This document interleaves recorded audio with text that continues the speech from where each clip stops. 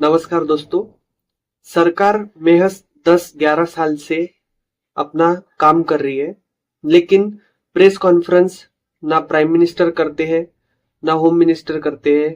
जो जनता के जवाब है वो नहीं देते हैं। तो आज हमने 10 सवाल सरकार से पूछने के लिए हमने सोचा है, और जवाब आप दो या ना दो, लेकिन सवाल पूछना हमारा काम है, वो हम आपको पूछेंगे। पहला सवाल है कि चाइना ने हमारे जमीन को हड़पा, हमारे जमीन पर कब्जा किया। ये बात सच्चाई है, क्योंकि लद्दाख की जनता और भारत भी अच्छी तरह जानता है कि चीन ने हमारे जमीन पर कब्जा किया है। तो सवाल यह है कि आपने ऐसा होने क्यों दिया।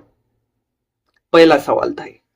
दूसरा सवाल हमारा यह है कि होम मिनिस्टर घुसपैठियों की बात करते हैं, लेकिन सवाल ये उठना चाहिए कि घुसपैठिया घर में आए कैसे, घुसपैठिया भारत में आए कैसे, घुसपैठियों को आने कैसे दिया गया। ये होम मिनिस्टर की जवाबदारी होती है।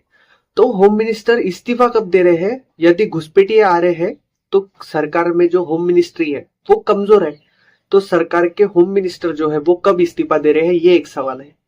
थर्ड जो है, ऑपरेशन सिंदूर क्यों रोका गया, ये सबसे बड़ा सवाल है, क्यों रोका गया।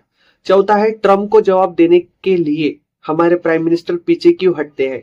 ट्रम्प हमारे देश का मजाक उड़ाता है, ट्रम्प हमारे देश के बारे में भला बुरा कहता है, लेकिन हमारे प्राइम मिनिस्टर एक शब्द नहीं बोलते हैं ट्रम्प को, चुप रहते हैं ट्रम्प के सामने। पांचवा प्रश्न, जो कांग्रेस भी बोलते हैं, इन्होंने सरकार बनाने के लिए बोला था हम 15 लाख रुपए हर एक के अकाउंट में डालेंगे और 2 करोड़ रोजगार देंगे हर साल का। तो कहाँ है ये रोजगार, कहाँ है ये पैसे? ये भी एक बढ़िया सवाल है पूछने के लिए, हमें तो पूछना पड़ेगा। सातवां प्रश्न है, प्रधानमंत्री का अंबानी अदानी से क्या रिश्ता है, क्योंकि कोई रिश्ता ही होगा तभी उनका कर्जा माफ होता है। तो ये भी बड़ा सवाल है कि आखिर आप उनका कर्जा माफ क्यों करते हो, क्योंकि गरीब किसानों का तो 1 रुपया माफ नहीं होता, उनका कर्जा कैसे माफ हो जाता है, ये भी एक सवाल है।